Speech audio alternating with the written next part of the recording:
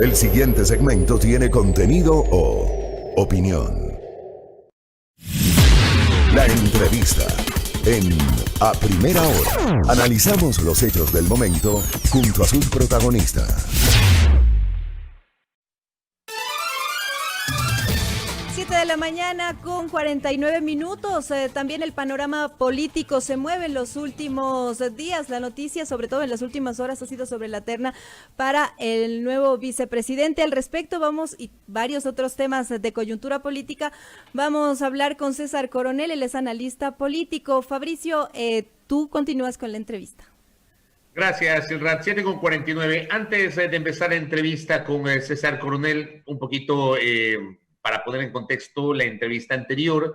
La semana anterior escuchamos al académico Pablo Araujo y hemos recabado información de la comunidad científica respecto del dióxido de cloro. Los científicos muy críticos respecto del uso del dióxido de cloro. Mientras tanto, pues hoy escuchamos una visión distinta. Al final del día será usted, amigo oyente, televidente, internauta, la que haga una valoración. Los medios terminamos siendo un vehículo justamente para trasladar este tipo de inquietudes a nuestra amable audiencia. Hablemos de política. César Coronel está con nosotros, él es analista, está con nosotros justamente para conversar algunos temas de la coyuntura. Hola César, bienvenido, buenos días, ¿cómo le va? Buenos días Fabricio, gracias por esta oportunidad. Empezando la semana con actitud positiva para seguir llevando ese mensaje de dignificar la política y reivindicar el servicio público. Justamente eso, ¿qué significa o qué queremos decir al dignificar la política y el servicio público? Al menos hay 5 ejes en los que debemos trabajar. Cuando los titulares solo nos dicen corrupción, desde la ciudadanía debemos tomar acción. 5 son aspectos importantes en los que hay que trabajar. Primero, en el tema de la educación, dejar de normalizar la corrupción y el éxito injustificado, el éxito repentino que puede confundirse, ¿verdad?, con algo positivo. Es decir, si vemos que el vecino de la noche a la mañana tiene carro nuevo, casa nueva, estilo de vida nuevo, evidentemente algo está pasando y esto debería por lo menos levantar sospecha y repudio, no aplauso. Y también desde las aulas, el tema de la educación. Primer eje. Segundo eje, el tema legislativo. Es fundamental que desde hace tanto tiempo se ha venido discutiendo y ojalá de una vez por todas ya se expidan aquellas normas de extinción de dominio que permitan no solamente meter presos a los corruptos quienes luego de 3 años salen a disfrutar de lo ganado, sino que devuelvan aquello que se roban. Leyes de extinción de dominio necesarias, importantes, urgentes, una tarea pendiente de la Asamblea Nacional. Tercer aspecto, también hay que trabajar en el ámbito judicial con una real independencia. Independencia no solamente de los políticos, sino también de alguna parte de la prensa y de las redes sociales. Es decir, el juez debe actuar apegado a la ley, apegado al derecho y no a presiones de ningún tipo. Jueces que además deben actuar de manera oportuna. No puede ser posible que pareciera que hay jueces que están esperando que el señor corrupto, digamos, se trepe al avión, llegue a Miami y recién ahí iniciar las acciones, dictar la prisión preventiva, etcétera. Por eso es fundamental no solamente independencia, sino también eficacia de la justicia. Por otro lado, los 2 últimos ejes en los que yo creo que también hay que trabajar es, por supuesto, en un periodismo responsable de investigación que dé seguimiento a las denuncias que se realizan, pero que tenga claro que quien al final del día sentencia es el juez. Y quinto, y no menos importante, el rol que tenemos los ciudadanos, pero también los partidos políticos. Recuerde, Fabricio, que con la entrada en vigencia del Código de la Democracia y sus reformas finales, hoy usted está obligado a votar ya no de manera individual, sino por la lista, de tal manera que los partidos políticos tienen en esta oportunidad una responsabilidad aún más grave al momento de escoger los cuadros que van a presentarnos en las listas. Personas que al menos deberían tener 4 requisitos. Primero, preparación académica. Yo escuchaba el otro día, Fabricio, que alguien decía, si yo llego a la asamblea, por fin Manaví tendrá sus carreteras. Bueno, resulta que los asambleístas no hacen carreteras y parece que el señor no se ha enterado. Primero, preparación. Segundo, claro, preparación que incluso comprende saber a lo que estás siendo candidato. Pero también, perdón César que le interrumpa, pero también, a ver, hace pocos días, y esto yo comenté al inicio de este espacio de noticias en la parte de mi opinión, de mi comentario, o sea, hay declaraciones también desafortunadas de autoridades como la ministra de Gobierno, que frente a una pregunta puntual sobre el supuesto reparto de cuotas de poder o de cargos asambleístas, dijo que lo que hace el gobierno es pedirle recomendaciones a los legisladores y ese no es el rol del legislador, pues. O sea, si el propio poder político, si las propias autoridades cometen semejantes errores, incluso en su discurso, es obvio que se van a presentar ese tipo de distorsiones, César. Evidentemente, si yo siempre me refiero a los conceptos más allá de los casos puntuales y las personas, porque creo que es hora de hacerlo. Los legisladores no solo que no están ni para recomendar nombres para los hospitales ni para hacer carreteras, sino que además también esto es una doble vía. Las autoridades del Ejecutivo deben comprender que el rol de colegislar, el rol de negociar políticamente con la Asamblea debe implicar varias cosas. Primero, que sean negociaciones lícitas. Segundo, que tengan como objetivo un beneficio puntual para la gente. Y tercero, que esas sean negociaciones transparentes frente a la ciudadanía y no por debajo de la mesa. Pero continuaba yo con la idea de los 5 ejes en los que hay que trabajar para dignificar la política. Había mencionado la educación, había mencionado el tema judicial, el tema legislativo, lo que está pendiente de la Asamblea. Decía también lo importante que es el rol del periodismo de investigación serio.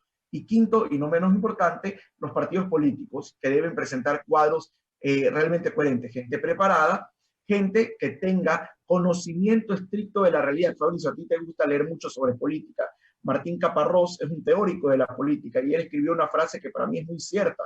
Los políticos de hoy no conocen a quienes dicen representar. Por eso tú ves algunos políticos hablando de conceptos elevados cuando resulta que en un barrio popular de la ciudad de Loja la gente está preocupada porque no tiene agua potable, no sobre esos conceptos elevados de la política, que son importantes para discutirlos, pero realmente es fundamental, es urgente que los políticos tengan conexión plena con la realidad, con aquello que le angustia, que le quita el sueño a la gente.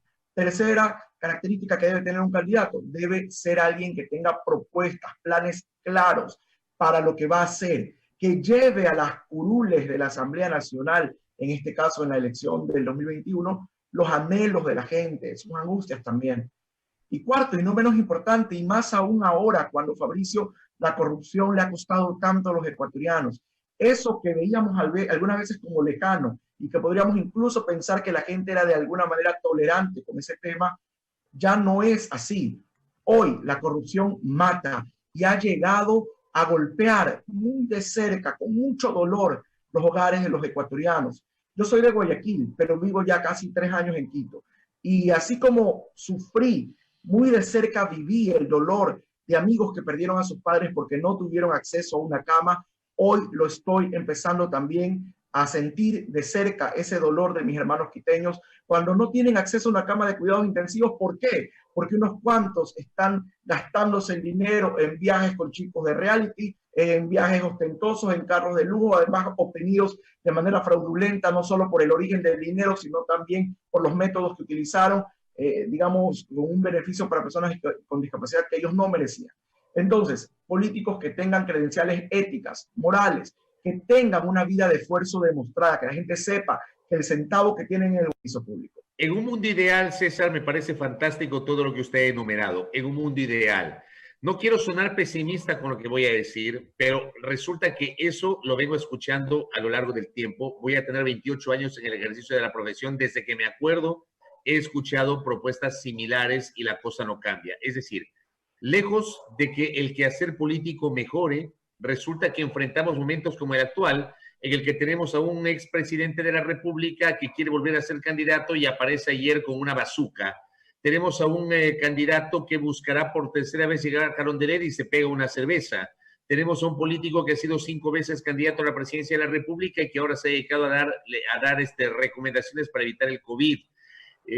O sea, eso es lo que tenemos en la política ecuatoriana. O sea, no quiero sonar pesimista porque lo que usted dice me parece que es lo lógico que uno aspiraría dentro del quehacer político, inclusive sobre todo viniendo de los más jóvenes. Los jóvenes deben involucrarse en política, ciertamente, pero sí tengo esta sensación de que a lo largo del tiempo he escuchado mucho y al final del día no se concreta, César.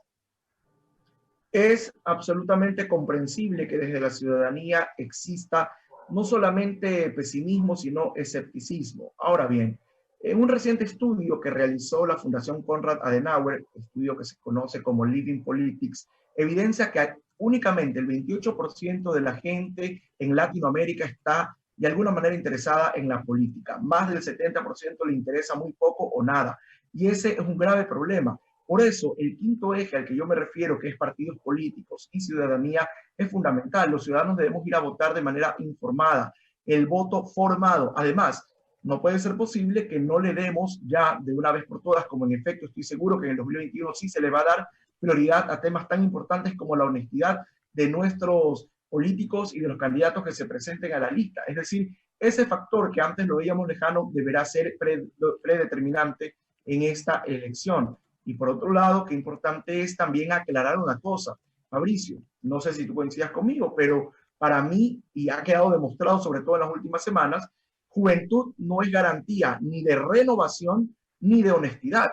Hemos visto gente de mi edad, de 30, 32 años, 35 años, liderando verdaderas redes delincuenciales en este país, sobre todo... Lo que tenemos ahora mismo con la salud, ¿no, César? Lo que tenemos en la salud con el señor Salcedo, con el señor Abraham Muñoz, con el que fue gobernador del Guayas, y todos son jóvenes, ¿no? Todos jóvenes de nuestras edades, de 28, 30, yo tengo 32 años. Entonces, juventud no es garantía ni de honestidad ni de renovación. La renovación debe venir en razón de las agendas. Basta ya de que los partidos le impongan a la gente sus agendas. Los partidos deben comprender que en esta nueva etapa deben tener apertura para que los temas de los ciudadanos, la agenda de los ciudadanos sea más bien recogida por los partidos políticos y estos temas sean a los que los partidos lleven soluciones y por supuesto sean tratados con la responsabilidad del caso. ¿De qué necesitamos hablar hoy? Necesitamos hablar, por supuesto, de salud, hoy más que nunca, de seguridad ciudadana, de la necesidad de transparentar nuestro sistema de seguridad social. Es decir, son varios los temas y yo propongo algunos otros que no están sobre el debate y que considero que también deberían ser importantes. Por ejemplo, Fabricio, la educación para la vida digital. Esto vinculado al tema de fake news, trolls, etcétera. Es una nueva era en la que quizás no le estamos dando la importancia, pero que es un tema en el que también hay que trabajar y educarnos como ciudadanos desde las aulas y desde los hogares. Es decir, son muchos los temas y en eso está la renovación de la política, en las agendas más que en las edades, en los cuadros más que en las edades. Correcto. Yo coincido plenamente con esa visión, ¿no? Ya también depende de la orientación de los partidos. Ahora bien, me ponía a reflexionar porque la semana anterior entrevisté en este espacio a el asambleísta Henry Cucalón, quien es uno de los 5 precandidatos a la presidencia de la República del Partido Social Cristiano. Me llama la atención porque, claro, tras la declinación de Jaime Nebot, aparecen 5 precandidatos: Henry Cucalón, Henry Kronfle, César Ron, Cristina Reyes y Luis Fernando Torres. Habla de un proceso de democracia interna del Partido Social Cristiano para elegir a su candidato, pero a renglón seguido dicen: no descartamos la posibilidad de apoyar a un independiente, y por allí evidentemente ya se habla de la posibilidad de que un joven, como bien plantea César Coronel, un joven, Otto Sonnenholzner, tenga el apoyo del Partido Social Cristiano. Desde el análisis político, ¿cómo ve usted estas dos posibilidades? O sea, por un lado, promueven a 5 precandidatos de la casa, pero por otro lado, no descartan la posibilidad de apoyar a alguien de afuera. Lo que ha dicho el exalcalde Jaime Nebot y que me parece correcto, me parece importante, es que no sería coherente pedir a otras organizaciones políticas, grupos sociales, etcétera, el apoyo y el respaldo electoral para los candidatos del Partido Social Cristiano, sin que también esos otros partidos políticos, esos otros líderes sociales, agrupaciones gremiales, etcétera, también puedan conformar esas listas, tanto para la Asamblea Nacional como para las elecciones de presidente y vicepresidente de la República. Me parece que es una postura absolutamente coherente. Ahora bien, hay, como bien mencionó usted, 5 precandidaturas, todas ellas absolutamente válidas. Son legisladores que han destacado cada uno de ellos en diferentes ámbitos y que evidentemente ponen sobre la mesa cuadros interesantes. Sin embargo, el Partido Social Cristiano ha dejado abierta esa puerta, esa posibilidad de que su candidato, tanto a la vicepresidencia o a la vicepresidencia, pudiera venir desde afuera. No sé, yo la verdad que no tengo obviamente una bolita mágica y yo creo, Fabricio, que usted va a coincidir conmigo. En este país Uno no puede predecir lo que va a pasar mañana ni en una semana, peor lo que va a pasar en 6 meses. Evidentemente, aquí cada semana nos sorprendemos y la verdad que me preocupa que son las 8 de la mañana y todavía no conozco de un nuevo escándalo que va a arrancar esta semana y que va a plantear la agenda, porque realmente cada semana cambia la coyuntura. Ni diga, César, porque así mismo es. A ver, para finalizar, y dentro de este país que no deja de sorprender, le pregunto, ¿a usted les sorprendió la integración de la terna para la vicepresidencia de la República? El gobierno tiene ya 10 meses para culminar su periodo, de tal manera que lo que ha hecho el presidente Moreno, en mi particular opinión, más allá de que nos guste o no nos guste, es correcto, es decir, buscar a alguien de muy cerca de su círculo, no hacerlo de afuera, como lo hizo en el caso de Sonnenholzner, sino de muy dentro del palacio, a alguien que le ayude a culminar este periodo presidencial. Periodo en el que el presidente Moreno tiene la obligación de poner la casa en orden. Yo comprendo todas las dificultades y todas las diferentes excusas o justificaciones que pueden haber a los diferentes fracasos que podríamos haber tenido como país en los últimos años. Sin embargo, el presidente Moreno habló mucho, recordemos, Fabricio, al inicio de su mandato, sobre la mesa servida. Bueno, yo creo que es hora de que en estos 10 meses se ponga la casa en orden, se pongan las prioridades sobre la mesa y, por supuesto, se prepare el país para una transición ordenada. Eso yo creo que es fundamental, más allá de los 3 nombres de la terna. Yo creo que el presidente Moreno buscó de muy cerca, dentro del Palacio de Gobierno, a las personas que pudieran acompañarlo, cualquiera de ellos 3, entiendo, gozan de la confianza y del respaldo irrestricto del presidente de la República, para que lo acompañen en esa tarea de culminar el periodo presidencial, y esperaría yo como ciudadano también poner la casa en orden para el gobierno siguiente, que va a ser, no sabemos todavía quién, de qué tendencia política, con qué agenda. Sin embargo, lo importante y lo fundamental, vamos nuevamente a lo conceptual y a lo de fondo, es que luego de haber tocado fondo con la corrupción y de todo lo que nos ha pasado como país en estos últimos meses, es hora ya de dignificar la política, de reivindicar el servicio público. Sé que no es sencillo, pero nuestra generación tiene un compromiso impostergable, que a través de ese proceso de dignificar la política y reivindicar el servicio público, vamos y tenemos que reconstruir al Ecuador, sus instituciones, su productividad, etcétera. El camino no es sencillo, lo tengo clarísimo. A veces puede sonar utópico, pero al menos que los espacios tan importantes de medios de comunicación como este podamos debatir, en estos espacios podamos debatir este tema tan importante, yo creo que es un buen inicio. Así que a dignificar la política y reivindicar el servicio público para mantener esta conversación, sería bueno también poder hacerlo a través de las redes sociales. Me pueden encontrar como César Coronel S. Gracias, Fabricio, por esta oportunidad. Correcto, César. Gracias por el tiempo y por la gentileza. Para quienes no le conocen, César Coronel es analista político. Le hemos invitado porque, claro, también hay la posibilidad, debemos hacerlo los medios, de ofrecer espacios, de brindar espacios a jóvenes analistas, jóvenes políticos, para que expresen sus puntos de vista respecto al quehacer nacional. Gracias al analista político César Coronel. 8 de la mañana con 6 minutos, con 7 minutos ya en la mañana. Al volver, dialogaremos con José Agualzaca. No se desconecte de nuestra sintonía. Péguese una deliciosa taza de café. Buen día, por Dios. Hablaremos con José Agualzaca ya mismo sobre la política, sobre la alianza anunciada la semana anterior con la Revolución Ciudadana, con Centro Democrático, con otras organizaciones sociales. Aquí en A Primera Hora por la señal de Majestad Radio.